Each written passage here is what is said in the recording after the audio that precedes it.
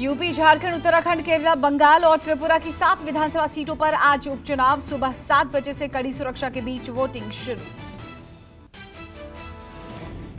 UP के मऊ की Ghosi seat पर सबकी नजर। बीजेपी से दारा सिंह चौहान और समाजवादी पार्टी से सुधाकर सिंह में कड़ी टक्कर। झारखंड की डुमरी, उत्तराखंड के बागेश्वर, केरला के कोट्टायम, बंगाल के धूपगुड़ी सीटों पर भी वोटिंग। त्रिपुरा की बॉक्सानगर और धनपुर सीट पर भी मतदान जारी।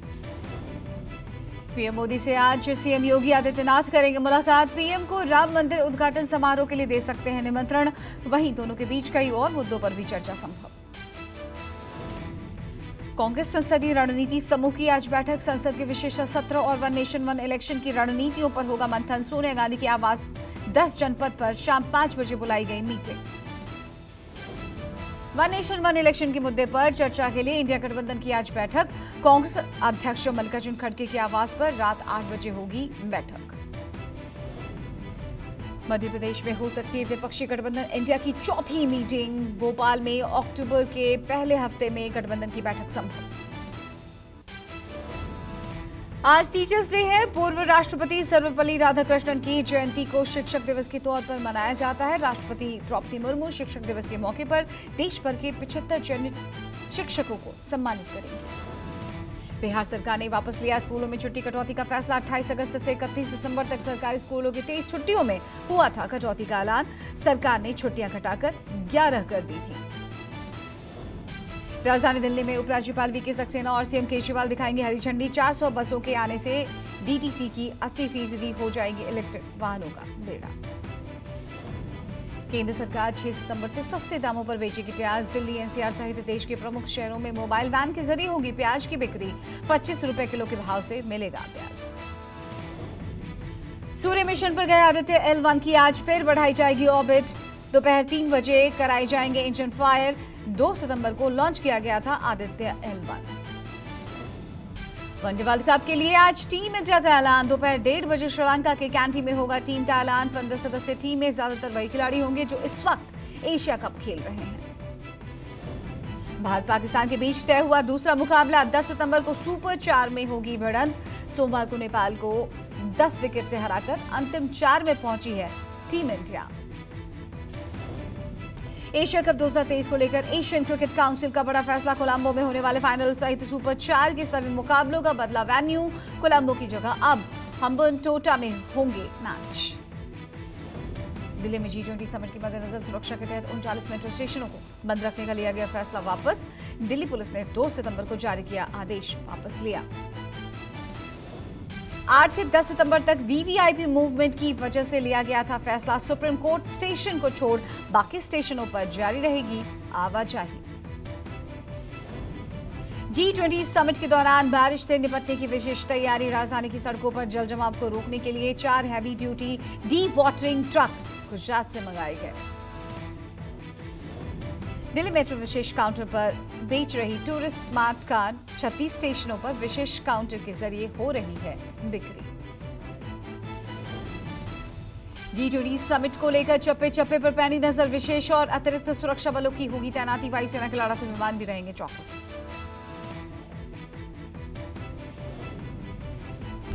महाराष्ट्र के जालना में मराठा आरक्षण समर्थकों पर लाठीचार्ज को लेकर हंगामा जारी। मुंबई में आज भी कई जगहों पर विरोध प्रदर्शन का ऐलान। मराठा आरक्षण को लेकर धरने पर बैठे मनोज जरांगे पाटिल ने सरकार को दिया 2 दिनों का अल्टीमेटम। शिवाजी महाराज के वंशज उदयराजे भोसले आज जालना पहुंच मनोज से करेंगे मुलाकात। एनसीपी सुप्रीमो शरद पवार मराठा आरक्षण को लेकर आज प्रेस कॉन्फ्रेंस करेंगे। जलगांव में होने वाली प्रेस कॉन्फ्रेंस में पवार बताएंगे कैसे दिया जा सकता है रिजर्वेशन। मराठा आरक्षण पर विपक्ष ने बीजेपी पर लगाया वादाखिलाफी का आरोप। कांग्रेस ने उठाई विशेष सत्र बुलाने की मांग।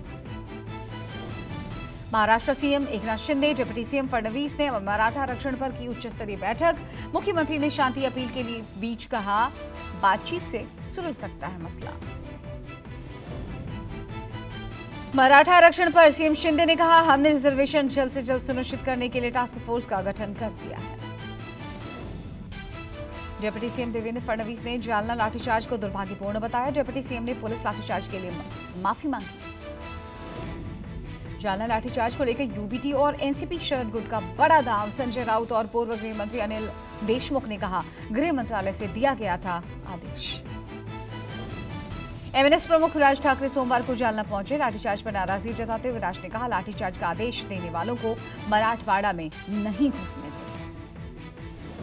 मराठा आरक्षण पर जालना में हुई हिंसा के बाद सख्ती, भारी पुलिस बल की तैनाती। जालना में 17 सितंबर तक प्रतिबंध, जुलूस निकालने पर भी रोक। मराठा आरक्षण पर सह्याद्री गेस्ट हाउस में महाराष्ट्र आरक्षण उप समिति की अहम बैठक। बीमारी की वजह से अजीत पवार बैठक में नहीं हुए शामिल। जालना में हुए लाठीचार्ज का विरोध तेज।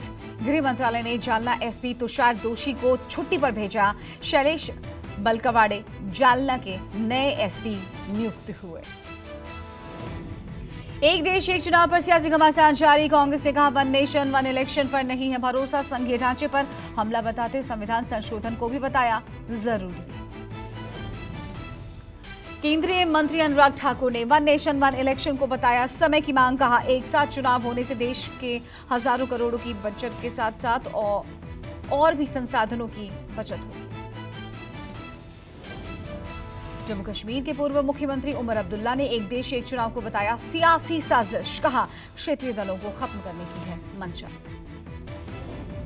देश के चर्चित चुनावी रणनीतिकार प्रशांत किशोर ने वन नेशन वन इलेक्शन को कमोबेश देश हित में बताया। पीके ने कहा कि एक साथ चुनाव कराने से देश के धन और संसाधनों पर बेजा बोझ घटेगा। कांग्रेस अध्यक्ष मल्लिकार्जुन खड़गे ने सोमवार को पार्टी की केंद्रीय चुनाव समिति का किया गठन। समिति में सोनिया गांधी, राहुल गांधी सहित वेणुगोपाल, पीएल पुनिया, अंबिका सोनी, सलमान खुर्शीद और अधीर रंजन चौधरी भी शामिल। देश की राजनीतिक दलों की संपत्ति में पिछले एक साल में 1531 करोड़ की बढ़ोतरी। प्रमुख दो दल बीजेपी की संपत्ति 21% और कांग्रेस की संपत्ति 16% बढ़ी। बीएसपी की संपत्ति में दर्ज हुई गिरावट। तमिलनाडु की सीएम स्टालिन के बेटे उदयनिधि के सनातन धर्म पर दिए बयान से ममता नाखुश। बंगाल की सीएम ने उदयनिधि को दी संयमित बयान देने की सलाह। मध्य प्रदेश के मंडला और श्योपुर में केंद्रीय गृह मंत्री अमित शाह करेंगे जन आशीर्वाद यात्रा का शुभारंभ। जन कल्याणकारी योजनाओं की जानकारी आम जन तक पहुंचाने के लिए निकाली जा रही है 5 जन आशीर्वाद यात्रा। दिल्ली के सीएम अरविंद केजरीवाल ने राजस्थान को 6 गारंटी दी। राजधानी जयपुर में सोमवार को एक जनसभा को संबोधित करते हुए केजरीवाल ने मुफ्त बिजली और शिक्षा का वादा किया। रक्षा मंत्री राजनाथ सिंह का कांग्रेस नेता राहुल गांधी पर तीखा तंज। कहा, देश में मंगलयान और चंद्रयान की लॉन्चिंग और सफल लैंडिंग हो रही है, लेकिन पिछले 20 सालों से कांग्रेस का राहुल यान लॉन्च ही नहीं हो पा रहा।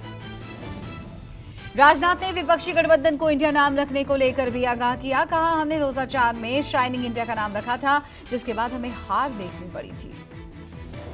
सोमवार को राजनाथ सिंह ने राजस्थान की जैसलमेर में परिवर्तन संकल्प यात्रा और मध्य प्रदेश के नीमच में जन आशीर्वाद यात्रा को हरी झंडी दिखाई। राजनाथ सिंह ने शिवराज सिंह चौहान को राजनीति का धोनी बताया। मध्य प्रदेश के पूर्व सीएम और वरिष्ठ बीजेपी नेता उमा भारती की उभरी नाराजगी। कहा, अगर निमंत्रण नहीं मिला तो जन आशीर्वाद यात्रा में शामिल नहीं होंगी। भगवान राम की शरण में मध्य प्रदेश के सीएम शिवराज सिंह चौहान उज्जैन के महालोक की तर्ज पर ओरछा में बनाएगी राम राजा दरबार। शिवराज ने सोमवार को ओरछा में श्री राम राजा लोक का भूमि पूजन किया। मध्य प्रदेश के 3 दिवसीय दौरे पर पहुंची चुनाव आयोग की टीम का राज्य में दूसरा दिन। मुख्य सचिव और डीजीपी सहित वरिष्ठ अधिकारियों के साथ चुनाव की तैयारियों पर करेंगे चर्चा। पंजाब में पटवारियों के लिए बायोमेट्रिक हाजिरी हुई जरूरी। सीएम भगवंत मान ने दिया आदेश। राज्य में 586 नए पटवारियों की भर्ती को मंजूरी। लापरवाही बरतने पर अधिकारियों पर नकेल कसने की तैयारी। दिल्ली के राजघाट पर राष्ट्रपति द्रौपदी मुर्मू ने की गांधी सेल्फी वाटिका का शुभारंभ। G20 समिट के मद्देनजर बनाई गई है गांधी सेल्फी वाटिका।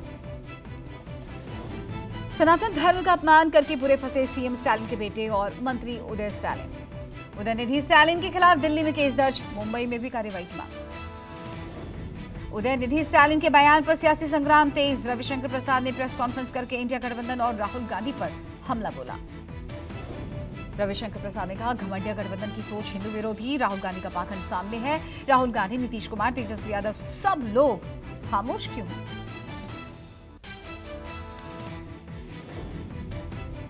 घमंडिया संगठन का जमावड़ा है। इनकी बुनियादी सोच हिंदू विरोधी है। राहुल गांधी क्यों खामोश हैं? तो मतलब हम जो कहते थे कि अब पाखंड करते हैं तो वो साबित हो रहा है ना। नीतीश कुमार क्यों शांत हैं और उनके उप मुख्यमंत्री तेजस्वी जी क्यों खामोश है, ये स्पष्ट है। रविशंकर प्रसाद ने कहा राहुल गांधी ने राम को काल्पनिक बताया था। राहुल गांधी को सनातन की कोई समझ नहीं है। वोट के लिए विपक्ष कुछ भी कर रहा है। उदयनिधि स्टालिन ने सनातन धर्म पर विवादित बयान दिया था। उदयनिधि ने सनातन धर्म की तुलना मलेरिया, डेंगू और कोरोना से की थी। उदयनिधि स्टालिन अपने बयान पर अड़े हुए हैं। उदयनिधि ने एक बार फिर कहा, मैंने सनातन विचारधारा खत्म करने की बात कही थी। मैं बार बार यही कहूंगा, बीजेपी बयान तोड़ मरोड़ रही है। सनातन धर्म की टिप्पणी पर केंद्रीय मंत्री अनुराग ठाकुर ने इंडिया गठबंधन पर बोला हमला। सनातन को कुचलने की हसरत वाले कितने ही खाक हो गए, हिंदुओं को मिटाने के ख्वाब वाले कितने ही राख हो गए।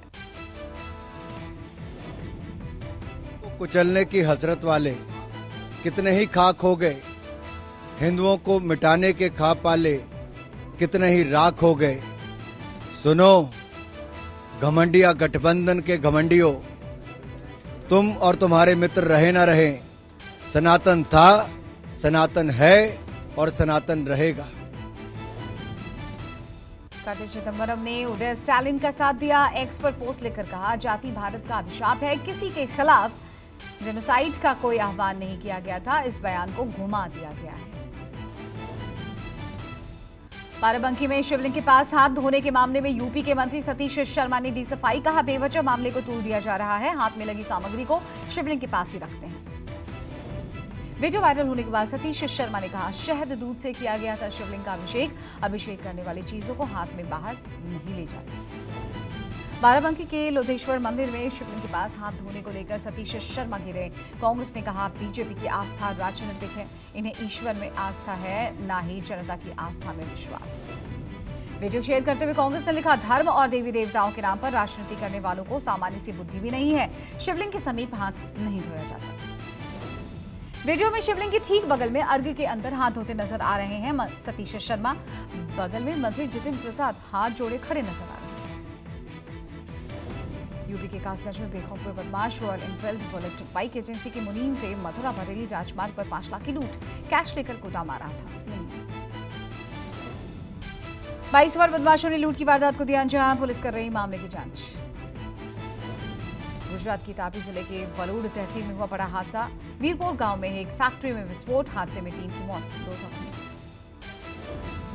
नई फैक्ट्री में मशीन इंस्टॉलेशन के दौरान हुआ ब्लास्ट। राजकोट कंपनी के कर्मचारी लगा रहे थे मशीन, जांच। जम्मू कश्मीर के रियासी में एनकाउंटर में एक आतंकी ढेर, 2 जवान जख्मी। तुली इलाके में गली सोहाब में एनकाउंटर। चंद्रयान 3 की लॉन्चिंग के वक्त काउंटडाउन को आवाज देने वाले इसरो के वैज्ञानिक वलारमथी का निधन। हार्ट अटैक की वजह से वलारमथी ने चेन्नई में ली आखिरी सांस। चंद्रयान 3 श्रीहरिकोटा के सतीश धवन स्पेस सेंटर से लॉन्च किया गया था।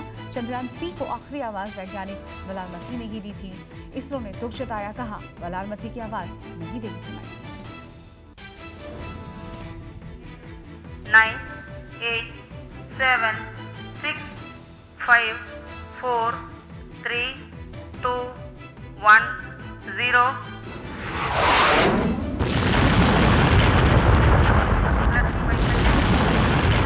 Chandrayaan 3 spacecraft P2 tracking. प्रज्वलन और सफलतापूर्ण उत्थापन LVM-3M4 रॉकेट।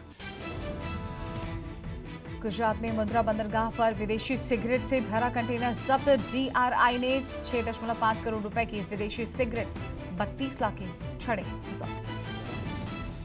DRI के अधिकारियों को मिली सूचना के बाद मुंद्रा बंदरगाह पर एक आयात कंटेनर को रोका। खेप को ऑटो एयर फ्रेशनर बताया गया था।